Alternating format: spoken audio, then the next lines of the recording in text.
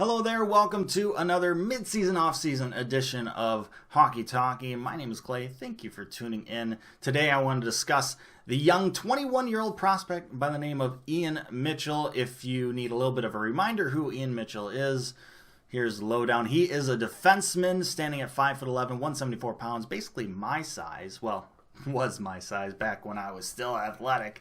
But the Blackhawks drafted him back in the 2017 NHL entry-level draft, second round. And for the past couple seasons, he's been playing collegiate NCAA hockey at the University of Denver. This past season, he was the captain for said team. Put up 32 points in 36 games. Good season for a good team, looking to make a good run.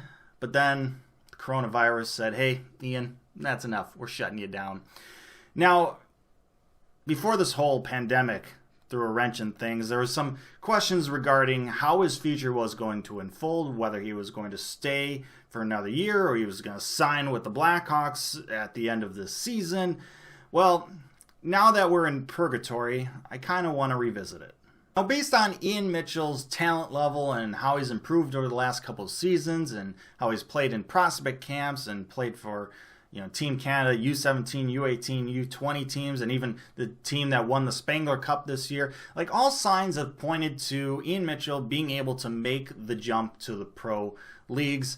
And so there was this wide speculation or wide belief that after his collegiate season this year, he would sign a contract, a pro contract with the Chicago Blackhawks and finally make that jump.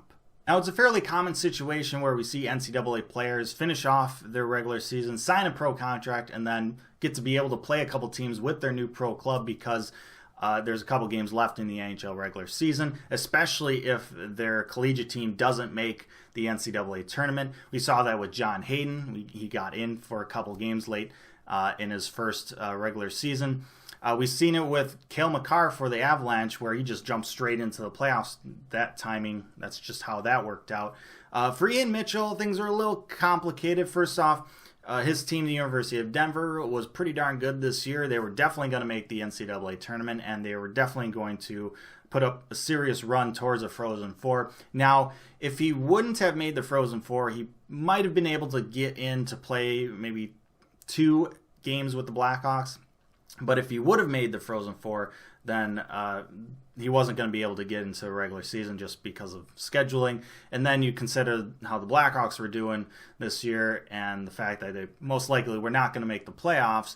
Well, that pretty much throws the whole situation of Ian Mitchell playing this year for the Blackhawks just out the window. And then you just had the whole coronavirus thing, and that's just like eliminated everything. So now that the NCAA season is canceled early and the NCAA tournament is canceled early and the NHL regular season and playoffs is up in limbo, there's a lot of questions about how his future may unfold and whether or not he will return to the University of Denver or sign a pro contract with the Blackhawks. Now, considering how the NCAA season ended prematurely, and how Ian Mitchell was the captain for University of Denver, a University of Denver team that was making a serious run towards a championship, I wouldn't be surprised if he returned for his senior season, especially considering the landscape of the NHL right now and how up in the air it is, and the fact that Seattle's going to be coming in not this upcoming year but the year after. That might be the perfect time for Ian Mitchell to come in and make his NHL debut, considering that the Blackhawks may lose a defenseman or two due to the expansion draft and the stuff that happens during that time frame. So that could open up some roster spots for him. At the same time, a pro contract is a pro contract. You make some money. It's nice.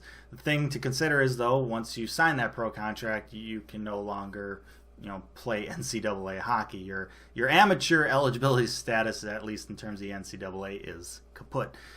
So decisions definitely for Ian Mitchell to make. I wouldn't be surprised really either way. I don't think it's as surefire as maybe it was kind of going into this past season that he would sign and play next year for the Hawks. I think it's a little more of a 50-50, although I don't know Ian. I've never talked to him. I've never met him. So I have no idea what his mindset is. I don't know really anything that would be considered insider information about this. This is just my own thoughts about this.